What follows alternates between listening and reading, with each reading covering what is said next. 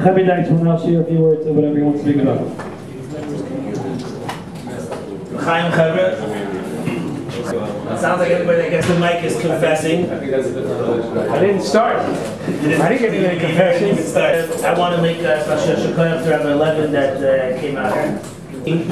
I was thinking when that Rabbi 11 from all our teachers, obviously we only invited one teacher from all our teachers. There's only one teacher we can still talk about. Anyway, so we were sitting here together. There's all kinds of million memories that come together.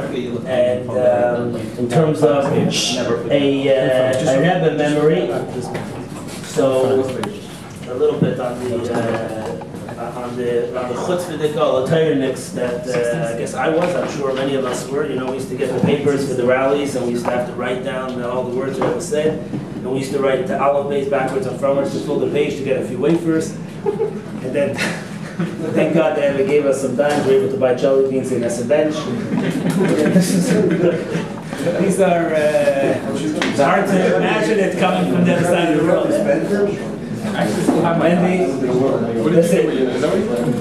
Me and Mendy were together till JJF's translation of the Sikha, and the Rebbe said you shouldn't steal as kids, and JJF translated that you shouldn't steal from your mother's pocketbooks.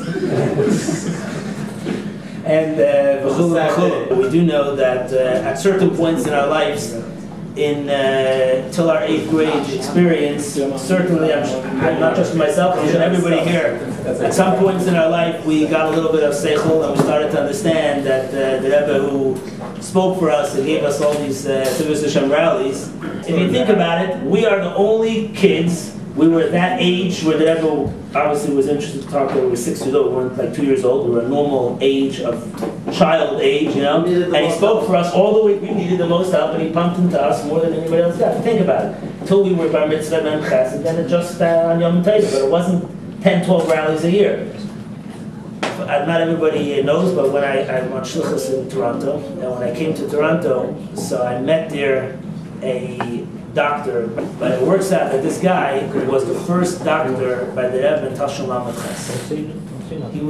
His name is Glazman, this guy, he's an interesting fellow, and he was the first doctor. He was there in the back, and said that Rebbe came into Hakafis, and when Rebbe came into the shul, the Rebbe asked him, why are you in the back, why don't you come to the front? And obviously later, when the whole heart attack happened, obviously he was right there next to the Rebbe. He was the first one to take the pulse and diagnosed the heart attack and everything, and he was there through the first night. So there's one small story that I want to share with you that he shares with me almost every time that I meet him, of how serious the Rebbe took the idea of 770 and a bracha. So he told me the first night in the Shemoneh Atzeres, so he's a very rough, straight kind of guy. He can't handle, you know, if he says it has to be one way, it has to be that way, and he can't see it any other way. So he told the Rebbe that the Rebbe has to go to the hospital. So we all know that Rebbe told him basically it's not happening. So he said that if you're not going to let us take you to the hospital, then I'm going to speak to the Rebbetzin and I'm going to get permission. She'll have to sign off that we can take you by force. It's the kind of personalities, because he was 100% convinced that that's what had to happen. So he went to the Rebbetzin and he told the Rebbetzin that it's mamish pikuach nefesh, and the Rebbe is being whatever he says, and he says there's no choice. You have to let us. You have to sign that we can take the Rebbe by force. There's no other mamish pikuach nefesh. The Rebbetzin said, "Let me think about it." And he says that the Rebbetzin went to the side of the room, and after a few minutes she turned to him and she said, "Listen." She said, all my life, I never, ever did something against the will of my husband. Do you think that at such a moment like right now, that I would go against his will? If the Rebbe doesn't want to go, he's not going. And we're not taking him by force. So he said, fine. He said, I'll monitor it, but it's on your achayis. She said, fine. She said, if my husband says to stay here, this is where it's going to be. And he says, as the night was going on, it was getting worse and worse. And in the middle, he was watching. They had a monitor already then, and he was watching. And he says, as a doctor, it was mamish the end, so to speak. So he says he grabbed onto the Rebbe's hand.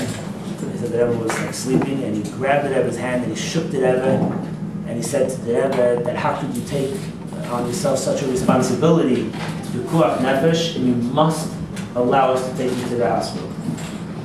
So the Rebbe opened his eyes, and the Rebbe, gazed at him really strong, and the Rebbe said to him that if you would know how many thousands of people get their refuahs from right here in this room, then you will see that I'm going to get my refuah from here also. And then the Rebbe continued that this room here is my Kodesh HaKadoshim.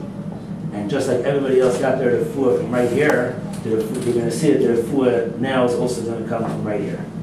And that was his, after that firm answer, he backed off from his pushing, and obviously they got the refuah from there.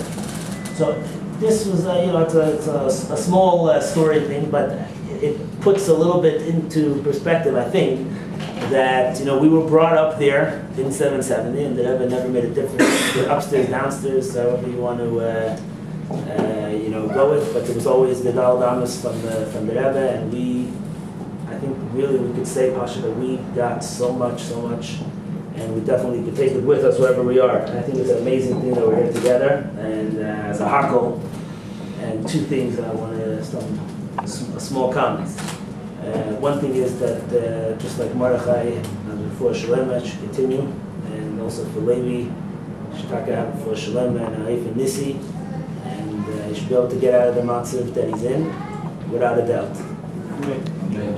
One thing. Another thing is that sitting here together, I noticed myself as a shliach, but I want to say this as chavedim sitting together, that it's easy to be a friend from their vitins. Yeah, you're a friend, you call, you see each other, you don't want to see him, you don't have to see him. These days it's easy to ignore it, you never got his email, you never got his phone call, it's easy to make believe you don't have any relationship with somebody else, or if you know somebody else's matzav is crappy and you want to try to ignore it, it's a very easy thing to do. But I do think that as chavedim, and especially our class, we do have a lot of big milos, in our class that range from every possible end of the globe.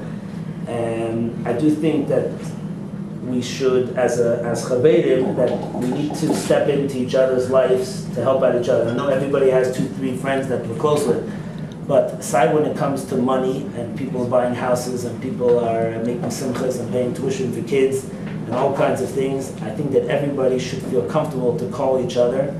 And as friends, sometimes it's hard, to throw a few $1,000s to a friend to help a guy, but nobody wants any negative matzav to be on them, and we have to stretch ourselves first for our chavedim, and it's for shluchim, even if somebody's not a shliach, but to help out each other in the inyanim of money. I think we all need to stretch ourselves for each other, to help each other as much as possible, and to be an ear for each other. I think that some people obviously do, but I think we need to make that effort to stretch out. And we see from Meir that he made the effort to get a hold of every single person that hasn't been in contact, at least not in Meir's database, for a long time. So that's a pretty long time. But if you see clearly that if you really want, you could get a hold of somebody, you could find out somebody else's situation, somebody's matziv, and you could help somebody, and a thought, an email,